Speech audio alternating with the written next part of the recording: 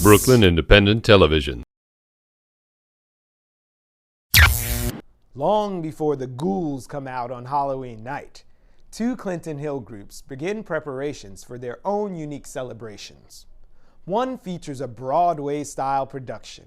The other is more likely to appeal to your monster instincts.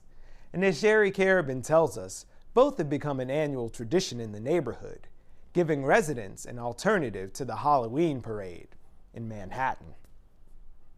And then Bob's going to get the heart slapped into his hands, and Bob's like one of these guys, you know, he's going to walk along, he's going to be like, oh yeah! From a Broadway-style theatrical production to a battle of the monsters. Well, this used to be Giga-Snatch, but I transformed him. This year it's Fing Fang Foom. He'll be bright green. This is the full bodysuit that I wear. Two very different events that have changed the face of Halloween in this Clinton Hill neighborhood. It's going to be like splayed open and the bloody, like it's just horrifying looking. But that's dry blood. Longtime Clinton Hill resident and designer Jana Kennedy-Hyten started Halloween 313 Theatrical on Clinton Avenue more than 15 years ago. My college friends up the block and I decided to throw a party, basically, and in the front yard we made 3 tombstones. Since then, the number of tombstones has grown, along with the show, which she has nicknamed Broadway in Brooklyn. It now includes 5 to 9 20-minute performances on a stage, with titles like The Vampire Opera. Each one features elaborate costumes and props. Another cool prop, a friend of mine made this one. It's the Frog Prince. Meet the prop master. Larry has been working with the crew for the past 10 years. How many props do you have here? Exactly 1,332. But don't quote me. The truth is, he has too many to count. While the props are important, they aren't the only thing that volunteers work on. I'm not going to be in the show, but I'm going to be sort of helping on the night to just, adjust wigs and helmets and make sure things are taped in the right place and all that sort of stuff. It's been a long time since I've been involved in any kind of theater, so it's nice to get back to doing that. Last year I was helping a lot with the props, masks, and sets. And this year I'm helping Matt with the background sets, doing shadow puppets. Are you going to act? Possibly, I don't know. We'll know when it gets up to showtime. Although the production draws much larger crowds today and requires a permit to shut down the street, there is one change that has made things a bit easier. We stopped the live talking part of the show about 4 years ago when we realized how chaotic it could get. It's just easier, it's so much easier on us, it's easier on the running time of the show to have it pre-recorded, pre-edited, and then we pantomime or voice, mimic the voice on stage. How many hours do you spend on one of your productions? In years past, I would spend a great deal of time doing research. I like to start with the research. I'm usually the one that throws the theme out there first and see if anybody likes it. This year's production is called Apocalypso. I want to add more.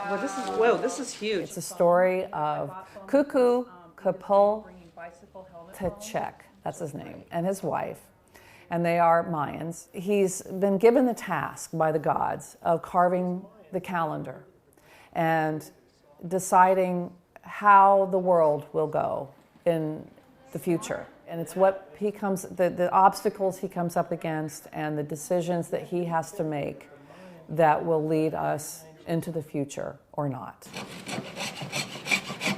Over on Waverly Avenue, Robert Trock and a much smaller group of volunteers band together to put on an entirely different type of performance. The name of the whole show every year is the Brooklyn Halloween Show.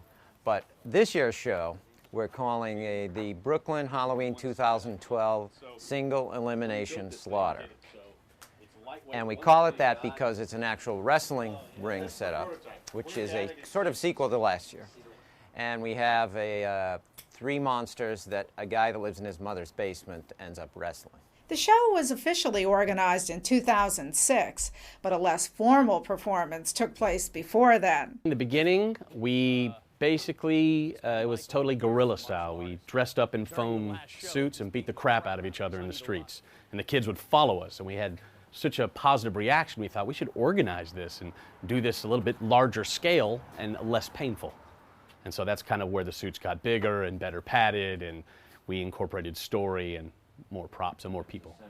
He'll come out of a crate, this crate here. He gets delivered and breaks out. And then later I tear his head off, and that's where all the pipes and gore, we obscure that. The other show on Clinton Avenue has been taking place for a while. Is that where you got your idea? No.